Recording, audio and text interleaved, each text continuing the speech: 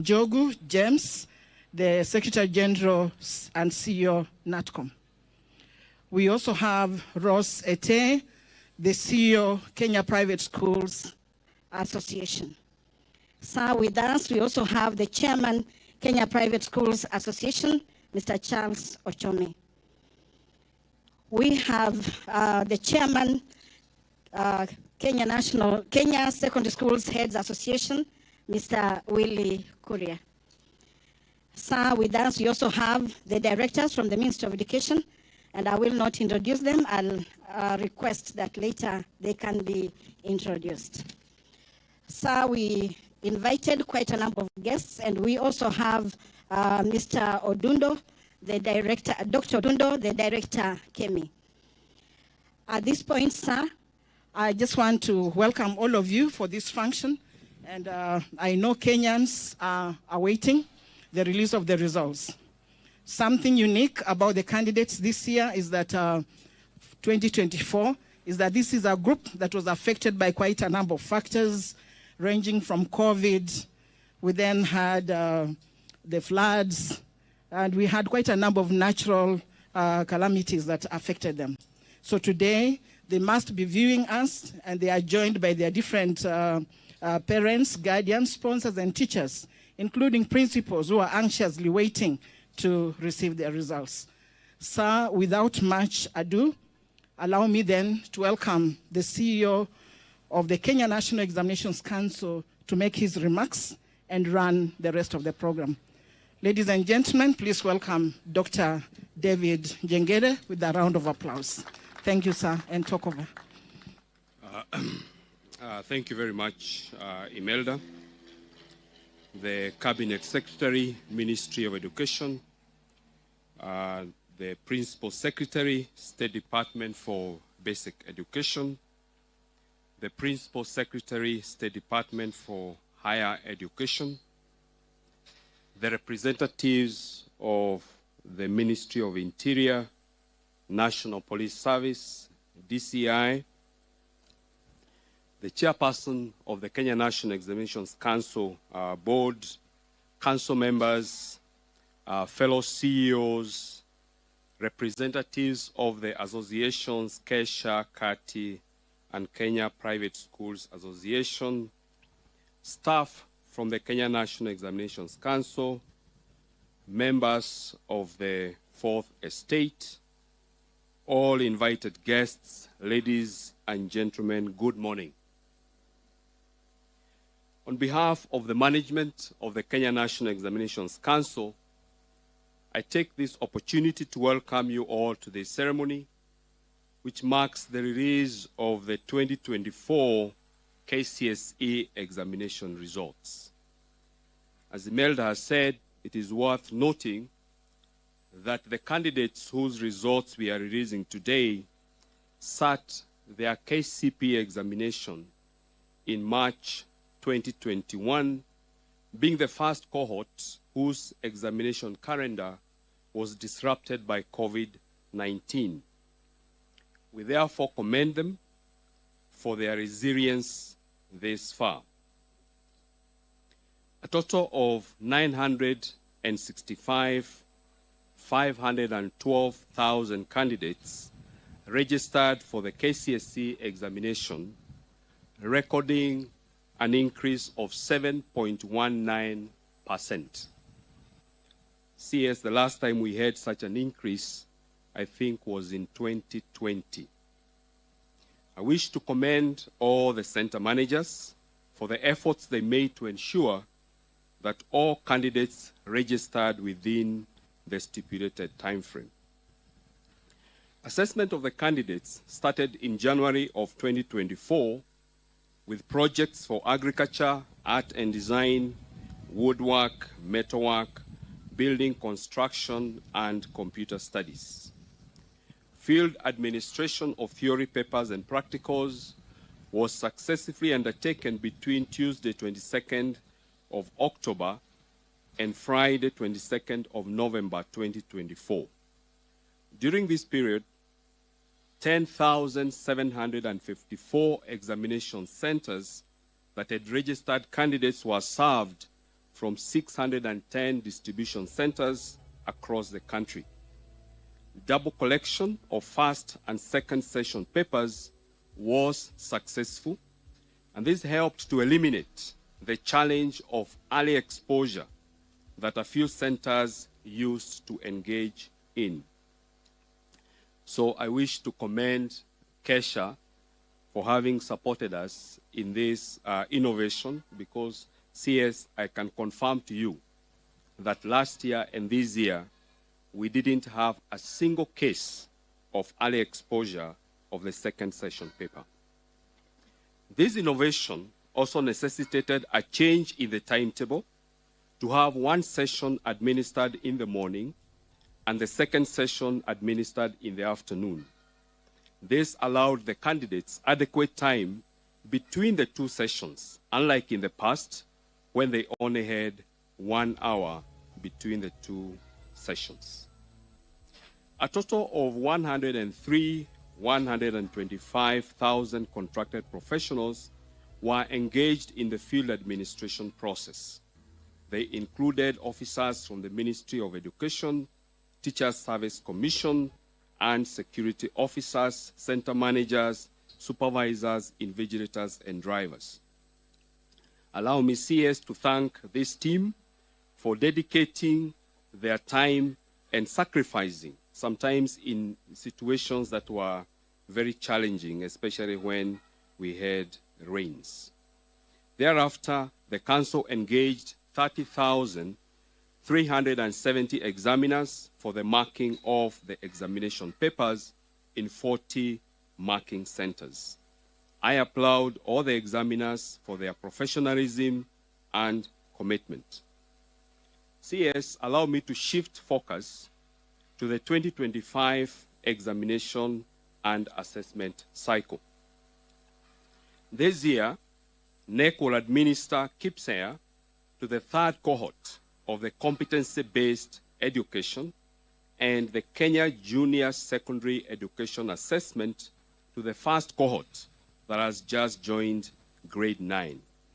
We will also administer the Kenya Pre-Vocational Level Education Assessment to an estimated 5,306 candidates with special needs who are following the stage-based pathway of the competency-based education. In readiness for the Kenya Junior Secondary Education Assessment, NEC undertook a pilot in July 2024 by administering the assessment to learners in 235 schools sampled from all the 47 counties. The pilot findings were used to develop the assessment blueprint that will be used for this level. I wish to inform everyone that NEC has developed and uploaded sample papers for the Kenya Junior School Education Assessment, and they are available on the NEC CBA portal. These papers, CS, I wish to reiterate, they are free, because we know that there are enterprising Kenyans who will attempt to download them and start selling to schools. These papers are free. NEC will also be sending an online questionnaire to the candidates of the Kenya Junior School Education Assessment through their schools to elicit feedback on their interests and personality, which will form part of the crucial information that the Ministry of Education will use to guide in their placement in senior schools in 2026. NEC will commence registration of the 2025 Kcse candidates on the 27th of January 2025, while registration of Kenya Junior School Education Assessment and Kcse will start on 17th of February. I wish to appeal to all center managers to ensure that all candidates are registered accurately. CS, this is one area that we usually have a very big challenge: the capture of candidates' registration details. Parents, too, need to take it as their responsibility to coordinate with the schools so that every candidate is registered and their details are accurate, especially the spelling of their names and the order of their names and the subjects that they will be registering for.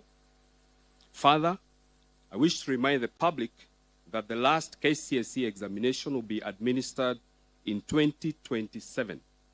And therefore, we wish to invite any person who wishes to do a repeat, either partial or full, of the examination to take advantage of the remaining 3 chances.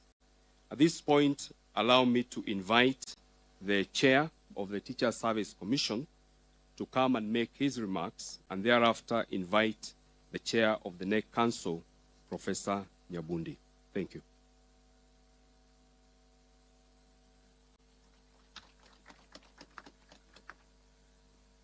Thank you.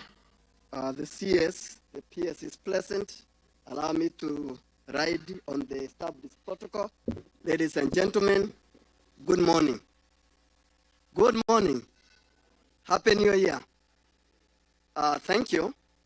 Let me start by saying it's an honor to start before you to mark this significant occasion, the release of 2024 Kenya Certificate of Secondary Education results. Ladies and gentlemen, I take this opportunity to express the Commission's deep gratitude to our teachers who supervised, invigilated, and marked the examinations. Their commitment and diligence ensured that the entire process was conducted with the highest standards of integrity and fairness. Your efforts, teachers, have been instrumental in ensuring that the exam was done well. The 2024 Kcse was conducted between October 22nd and November 22nd, marking a significant milestone for our learners. Today's results are not just numbers, they represent the culmination of months of hard work and dedication by learners, supported by teachers and parents. To the candidates, we congratulate you on this achievement and wish you success as you transition to the next phase of life. On behalf of the Teacher Service Commission, we commend the Cabinet Secretary for leading the sector and coordinating interministerial team that ensured this critical milestone is realized. To the candidates who will receive their results today, I wish you success in your future endeavors. Remember, this is not the end of your journey, but a stepping stone to the next phase of your life.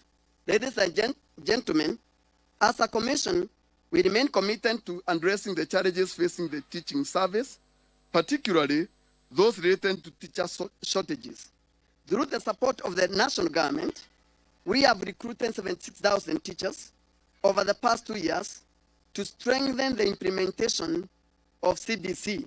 Of these, 20,000 teachers are teacher interns who have reported to the schools, junior secondary schools, this term, marking a significant milestone as grade 9 learners begin their academic journey this week. Notably, the 20,000 interns are strategically targeted to increase the number of science teachers, a critical area in advancing STEM education.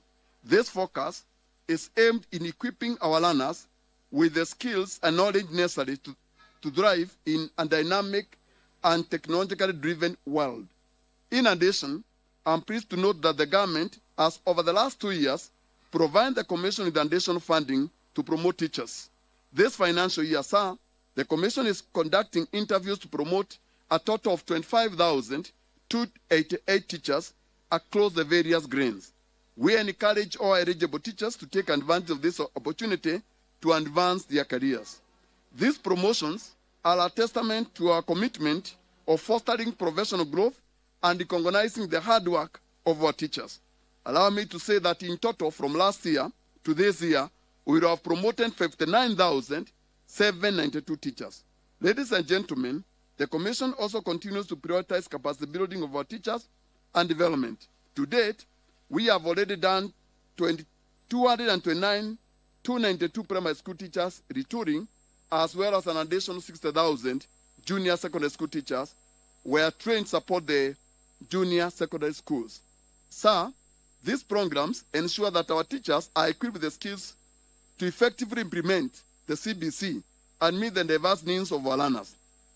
These efforts underscores our commitment to ensuring that the learners in public schools receive quality education. Ladies and gentlemen, as I conclude, I wish to reiterate the Commission's gratitude to all the teachers for their invaluable contributions, not just in preparing candidates for examinations, but also in nurturing and shaping the future of our nation. Your dedication inspires us to continue working hard, support you, and the enhanced education sector.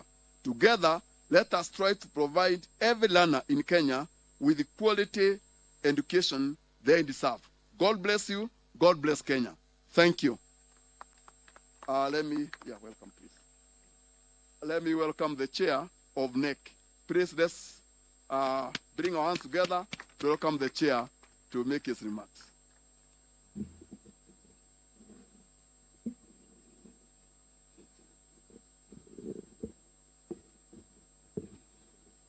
Good morning, everybody. The Cabinet Secretary, Minister of Education, Mr. Julius Migosi Ogamba, the Principal Secretary, State Department of Basic Education, Dr. Kcse, the Principal Secretary, State Department of Higher Education and Research, Dr. Beatrice Uganda Nyangala,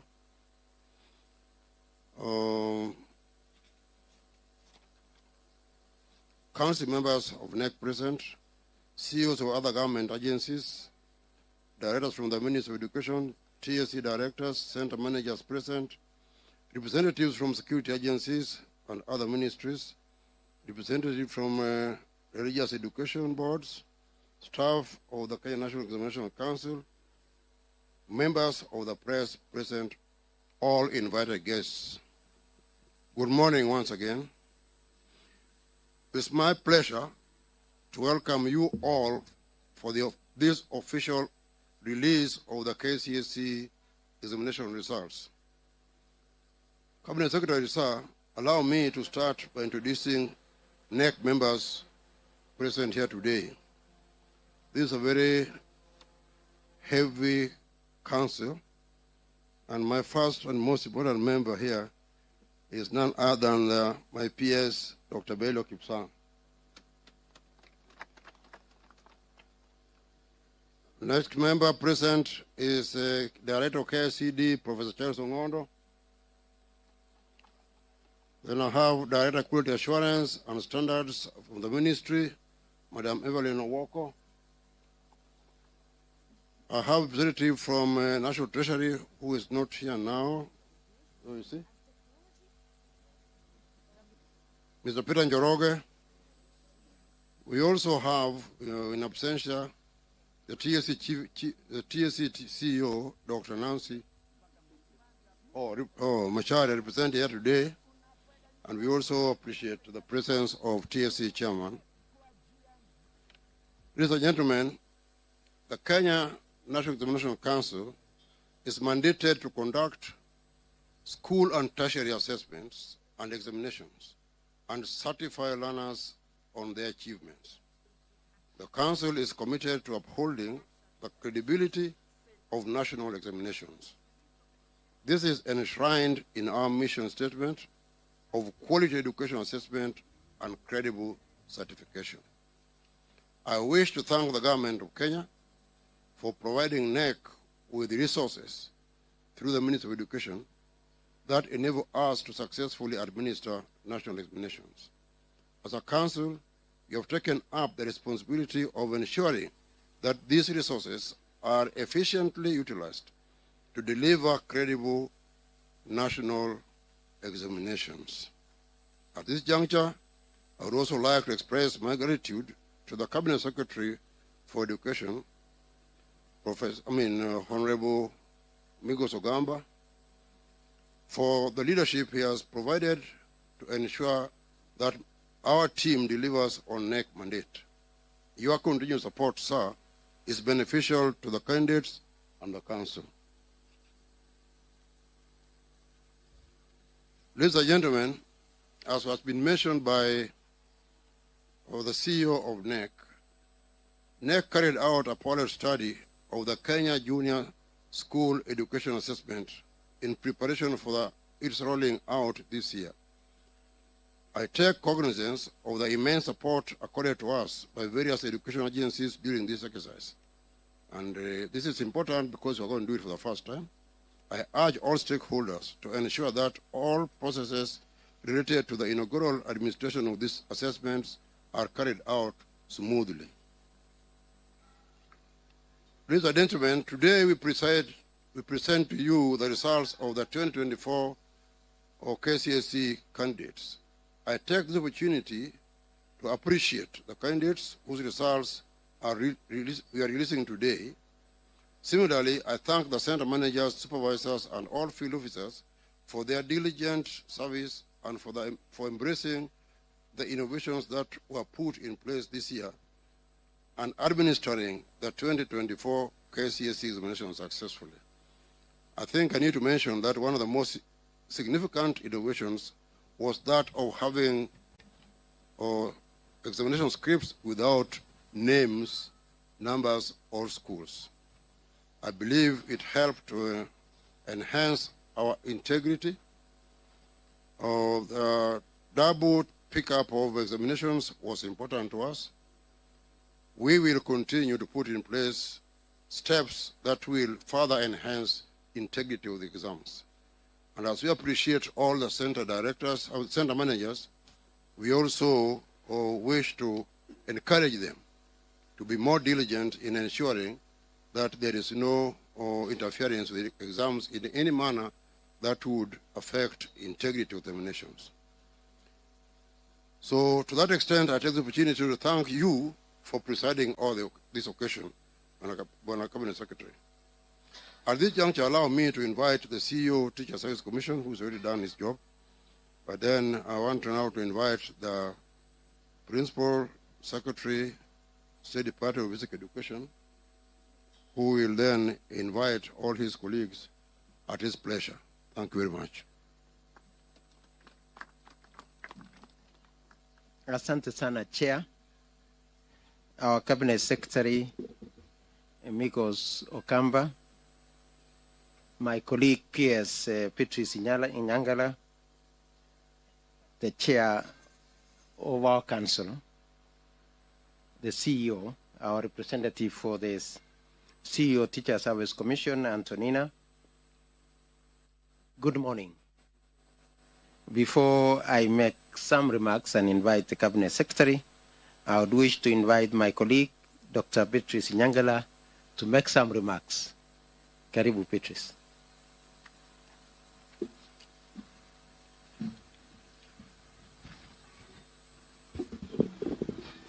Our Cabinet Secretary for Education, Honorable Julius Migosi Ogamba, my colleague PS, Dr. Belio Kipsang, the Chairperson of the Kenya National Examination Council, Professor Julius Nyabudi, the Chairperson of the Teacher Service Commission, Dr. Jamlek Muturi, the CEO of NEC, Dr. David Jangere, NEC Council members, senior officers from NEC, the Ministry, and the Teacher Service Commission, members of the Fourth Estate, distinguished guests, ladies and gentlemen, good morning.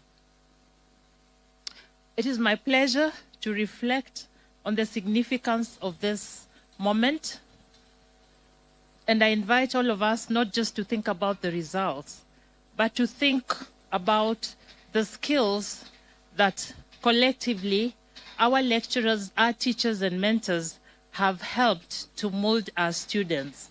The communication, the collaboration, critical thinking and creativity, because these are the skills that are going to define who they become in life.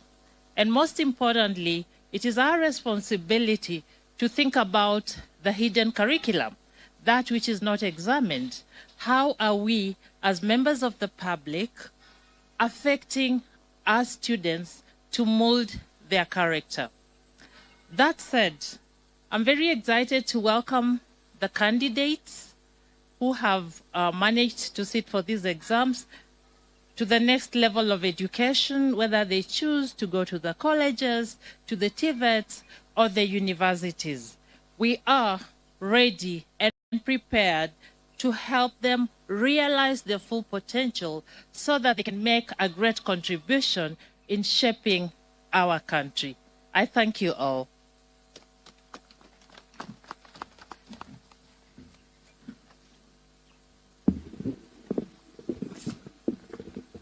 Thank you very much, PS. Once again, I would want to take this opportunity to thank all of us, thank God for the successful completion of last year's Kcse examinations administration cycle, as our cabinet secretary today releases these results this time in January 2025. I would want to also thank all of us and the patience that we have had in ensuring that our children receive that which they labored for the last 4 years. And again, the calendar of education that has just ended has been quite successful, as the ministry was able to go and deliver upon a number of targets that we set out for ourselves. Notwithstanding that, yes, there were some challenges that we also had to surmount.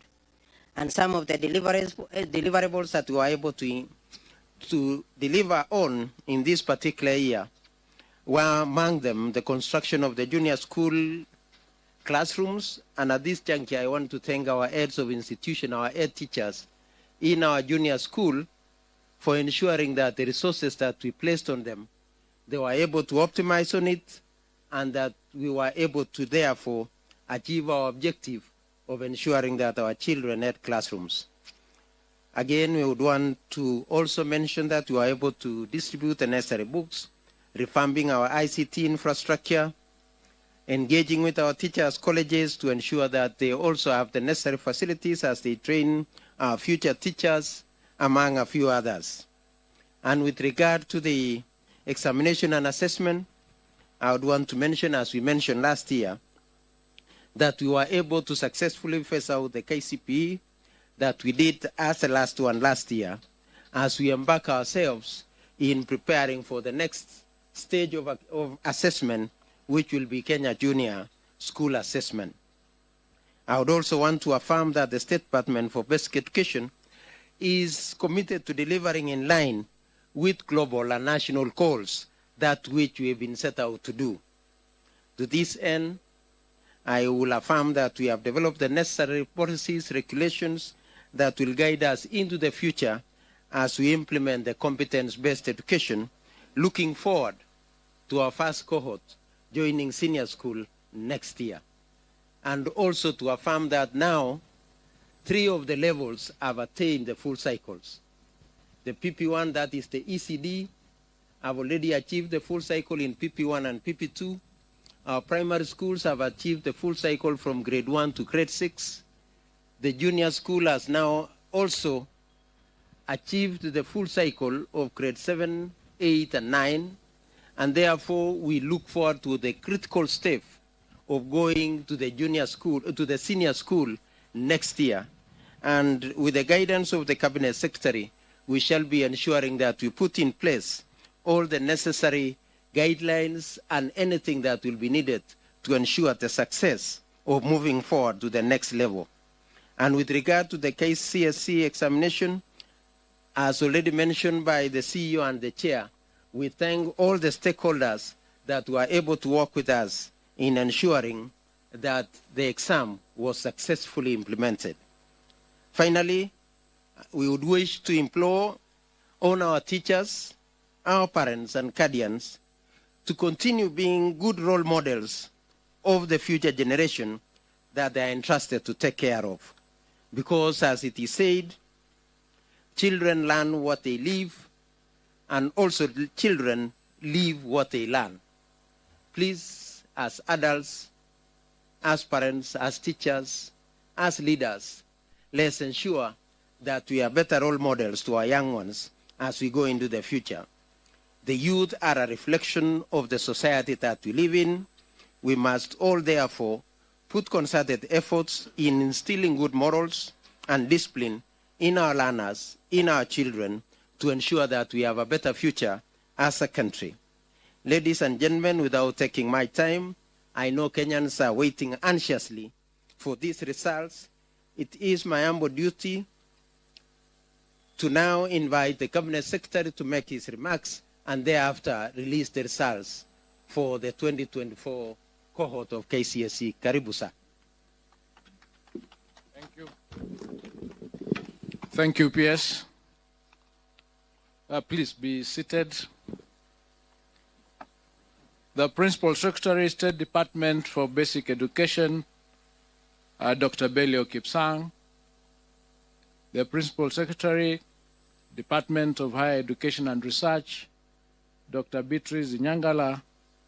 The Chairperson, Kenya National Examination Council, Professor Julius Nyabundi. Chairperson, Teacher Service Commission, Mr. Jamlek Muturi. The CEO, Kenya National Examination Council, Dr. David Njengere. The NEC Council members present, the senior government officials from the Ministry of Education, Ministry of Interior, and all other government ministries present, representatives of education-related unions and associations, members of the press, ladies and gentlemen, good morning. For the first time in more than 30 years, I stand here today to speak about a secondary school subsector which henceforth faces a massive transformation arising from the first implementation of the competency-based education. I say this because the exit of the 2024 Kenya Certificate of Secondary Education examination candidates from our high schools and absence of Form 1 class in 2025 now means that we have a trimmer senior school section of classes ranging from Form 2 to Form 4. In sync with these changes, our first cohort of CBE learners who joined grade 9 this year will be transitioning to grade 10 in 2026, calling for an urgent and formidable measure to ensure our senior schools are ready for the CBC pioneers. With the release of the 2024 Kcse results today, we have started a gradual phase-out of an examination that has been offered for 35 years, with the last one expected to be held in 2027. I therefore wish to immensely thank all our education sector stakeholders who have year after year put their best foot forward to ensure they adequately prepare our Kcse candidates to administer the annual examinations ever so successfully and smoothly. Today, we are releasing the 2024 Kcse examination results for the 962,512 candidates, all of whom we have cleared to join various higher learning institutions to pursue careers of their choice. For in our education system, we have created space for all our Kcse graduates, irrespective of their grades, in line with our government mantra of leaving no one behind. With immense gratitude, I register my appreciation to His Excellency the President, Dr. William Ruto, for entrusting and fully supporting our team to implement critical reforms in the education sector. Given that the education sector impacts each household at an individual level, I have promised to meticulously lead the sector in the rollout of the reforms proposed under the Presidential Working Party on Education Reform with precision and success. I take this opportunity to thank all the sector players from the Ministry of Education, the Ministry of Interior and National Administration, the Ministry of ICT, the Teacher Service Commission, and all other MDAs for their concerted efforts during the administration period of the 2024 Kcse examination. Further, I wish to thank all center managers, supervisors, and invigilators who participated in the conduct of the 2024 Kcse examination, and especially for upholding the integrity of our education system. Before I delve into the 2024 Kcse examination, pardon me to touch on a few other issues affecting the education sector. The start of the 2025 academic calendar year on Monday, January 6, 2025, marked an incredible watershed in our sustained implementation of CBC. As a government, I am proud to announce that we surmounted the expected challenges in efforts to place all the 2024 grade 8 learners in classrooms at grade 9.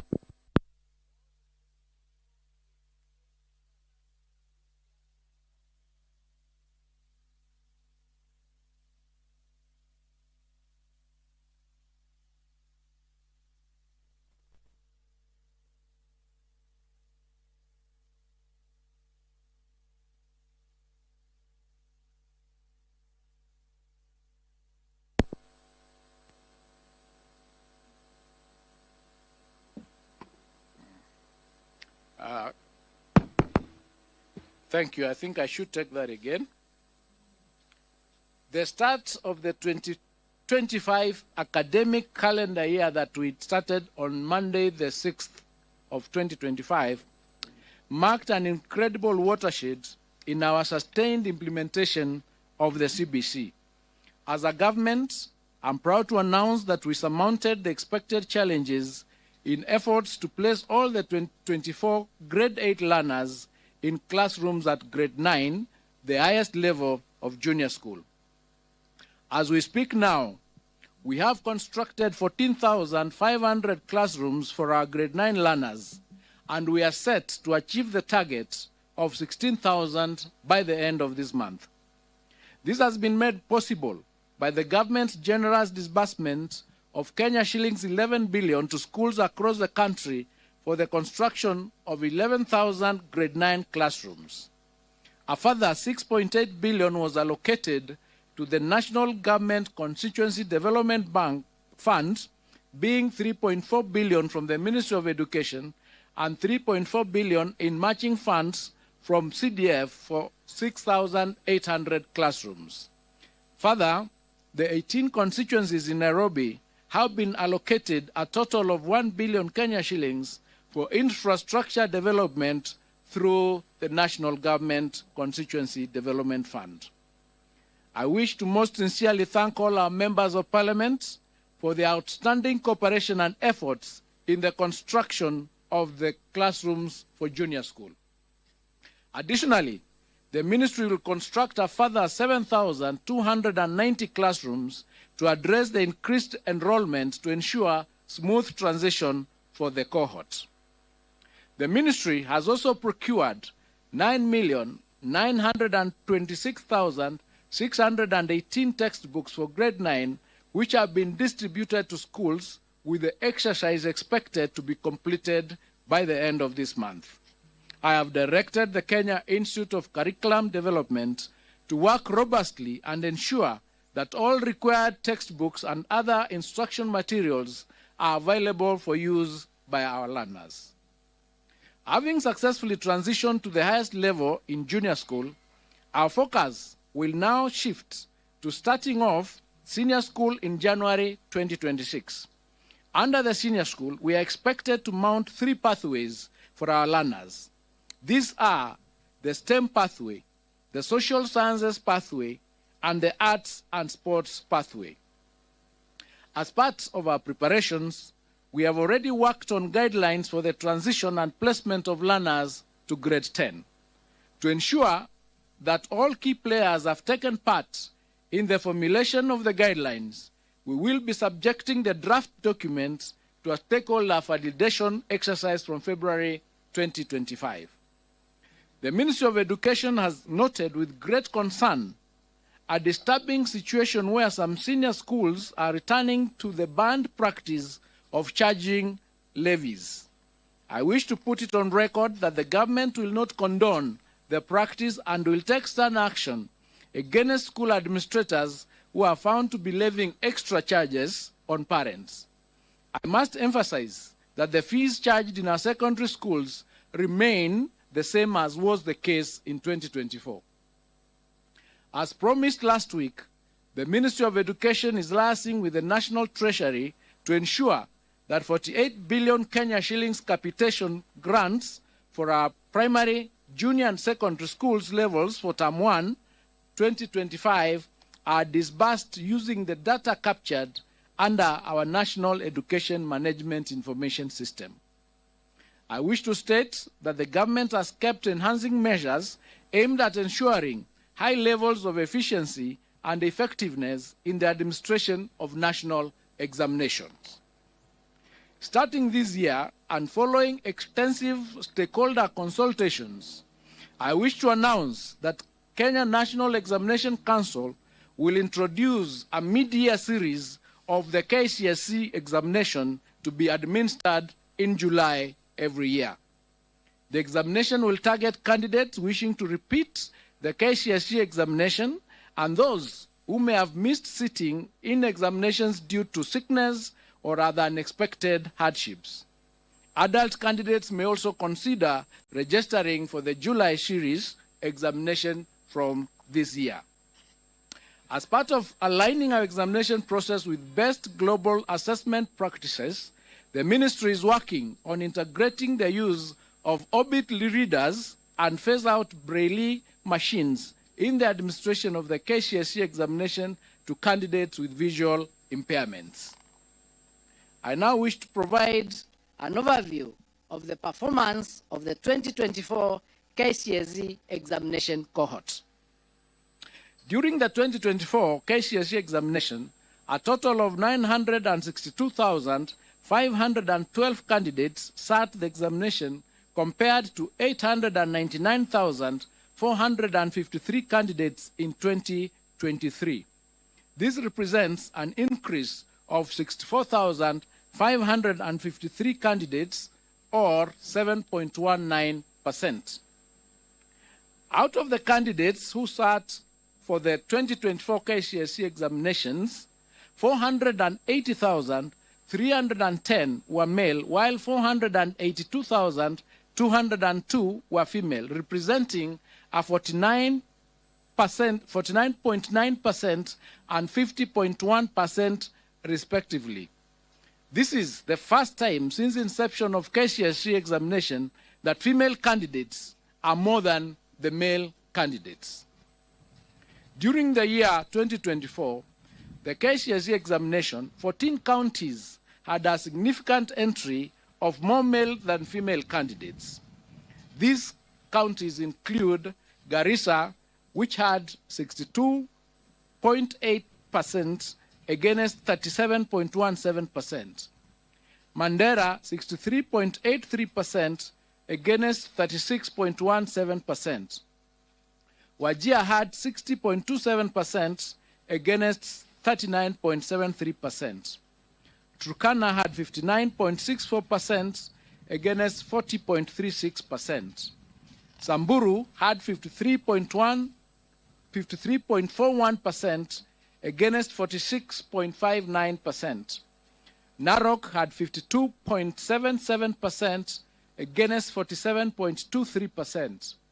Homa Bay had 52.81% against 47.19%. West Pokot had 53.52% against 46.48%. Mombasa had 51.31% against 48.83%.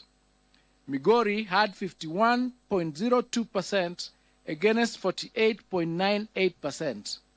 Embu had 51.09% against 48.91%. Kcse had 51.03% against 48.97%. Nyamira had 51.39% against 48.61%, and Baringo had 51.67% against 48.69%. On the other hand, 14 counties had significant entry more female than male candidates as follows. Vihiga had 55.15% against 44.85%. Elgeyo Marakwet had 53.76% against 46.24%. Kirinyaga had 51.46% against 48.54%. Meru had 51.69% against 48.31%. Kiambu had 52.78% against 47.22%.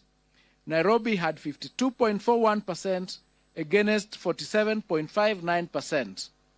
Kisumu had 52.39% against 47.61%. Kitui had 51.14% against 48.86%. Taita Taveta had 51.45% against 48.55%. Kwale had 53.31% against 46.69%. Isiolo had 52.11% against 47.89%. Tharaka Nithi had 52.06% against 47.94%. Kakamega had 51.80% against 48.20%, and Washingishu had 51.06% against 48.94%. The number of candidates aged between 16 and below increased from 16,040, which is 1.776% in 2023, to 20,546, which is 2.129% in 2024. The highest percentage of candidates registered for the 2024 Kcse examinations were within the appropriate age bracket of between 17 and 19 years, constituting 684,765, which is 70.95% of the total candidature. The percentage of candidates who are 20 years and above constituted 22.07%, or 259,861. Out of the 30 subjects offered in 2024 Kcse examination, 17 subjects recorded a significant improvement in performance. These subjects were mathematics alternative A and B, biology, physics, chemistry, general science, history and government, geography, IRE, agriculture, woodwork, metalwork, drawing and design, aviation technology, computer studies, Kenya Sign Language, and business studies. 10 subjects recorded a drop in performance, and these were English, Kiswahili, biology for the blind, CRE, home science, building construction, electricity, French, Germany, and music. Female candidates recorded better mean score performance than male candidates in the following 7 subjects: English 101, Kiswahili 102, Kenya Sign Language 504, French 501, Home Science 441, CRE 313, and Art and Design 442. Male candidates, on the other hand, recorded a better mean score performance than female candidates in 23 subjects, and these are mathematics alternative A and B, biology and biology for the blind, physics, chemistry, general science, history and government, geography, IRE, woodwork, metalwork, building and construction, power mechanics, electricity, drawing and design, aviation technology, agriculture, computer studies, German, Arabic, music, and business studies. As it was in 2023 Kcse examination, the 2024 Kcse examination results have been graded using the reviewed grading system, in which the overall grade at Kcse examination has considered mathematics the best performed language among 3, that is English, Kiswahili, Kenyan Sign Language, and the best performed 5 subjects. There were 1,693, or 0.18% candidates who obtained an overall grade A in the year 2024 Kcse examination, compared to 1,216, or 0.14% candidates in 2023. The number of candidates with direct university entry qualifications of grade C+ and above was 246,391, translated to 25.53% in the year 2024, compared to 201,133, which is 22.27% in the year 2023. And this is attributed to the improved or new grading system. The number of candidates with grade C-, which is TVET diploma and above, was 476,889, translated to 49.41% in the year 2024 Kcse examination, compared to 401,216, which is translated to 44.42% in 2023. The number of candidates attaining a pass grade, which is grade D+ and above, was 605,774, which is 62.76% in the year 2024 Kcse examination, compared to 526,222, which is 58.27% in 2023. To enhance the credibility of the examination process, for the first time, candidates' examination question papers was personalized and anonymized. This helps to improve objectivity during marking and holding candidates personally responsible for any irregularities. There were 840 candidates who were involved in examination irregularities in 2024, and their examination results have been cancelled. The Council is empowered in law as provided in the Kenya National Examination Council, Handling of Examination Irregularities, Rules of 2015, Legal Notice number 132 of 2015, Rule number 8, to withhold the results of any candidate or examination center suspected of having been involved in an examination irregularity or malpractice pending completion of investigations. To this end, the results of 2,829 candidates suspected to have involved in the examination irregularities have been withheld pending completion of investigations that should be completed within a period of 30 days from the official release of examination results, which is today. It is unfortunate that a few contracted professionals and teachers are still insistent on ruining the future of our learners by subjecting them to examination malpractices. 91 contracted professionals were reported to have been involved in aiding examination malpractices. Firm disciplinary action will be taken against such teachers. Individual 2024 Kcse candidate examination results will be accessed online through a secure link on the NEC website or directly through the following website: https://results.nec.ac.ke. Candidates will be required to enter the candidate's index number and any one of the names as per the registration data for the 2024 examination results. The results will be available immediately after the end of this function. Any candidate with difficulties in accessing individual results is advised to call NEC toll-free number 080-0724-900 or 080-072-1410. It is now my humble duty and privilege to declare the 2024 Kcse examination results officially released.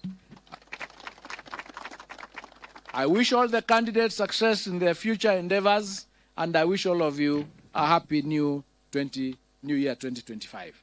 Thank you and God bless you.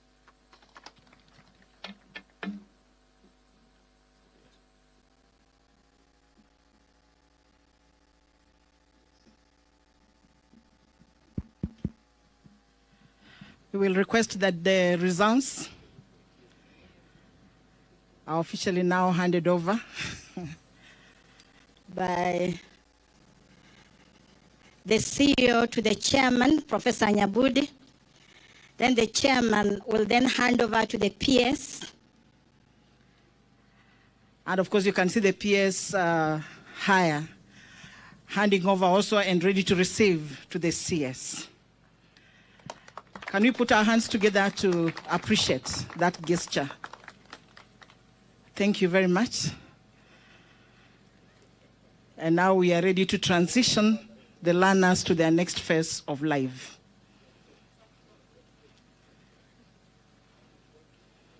Thank you very much, and we can take our seats. As we take our seats, allow me, sir, to invite Mr. Ahmed Mtanga to come and give us the closing prayer, and thereafter, then we shall proceed for the tree planting by our chief guest after the prayer. Mr. Mtanga. Thank you very much, Master of Ceremonies. We may stand. أعوذ بالله من الشيطان الرجيم بسم الله الرحمن الرحيم ألم نشرح لك صدرك ووضعنا عنك وزرك الذي أنقض ظهرك ورفعنا لك ذكرك فإن مع العسر يسرا إن مع العسر يسرا فإذا فرغت فانصب وإلى ربك فارغب. Ya Allah, we recognize your presence in this meeting, and we thank you for the meeting and the way it has proceeded. We thank you for the leadership that you have bestowed on us, and we thank you, Ya Allah, for the blessings that you gave us and the responsibility you gave us to bestow our energies and our efforts on the path towards giving our young children their future.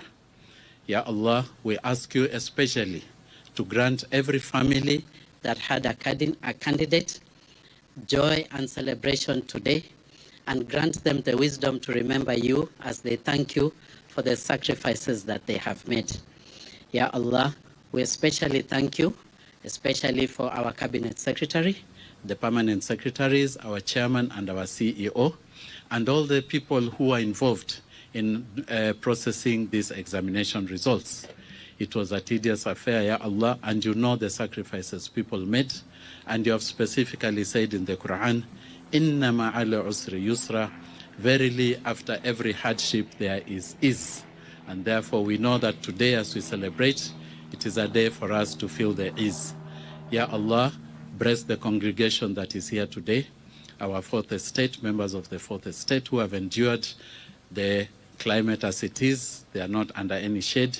Ya Allah, give them the perseverance and let them allow them to give the objective reporting so that today every family will know what we have processed here today. Wassalatu wassalamu ala Muhammad wa ala alihi wa sahbihi ajma'in walhamdulillahi rabbil alamin. Amin, thumma amin, thumma amin.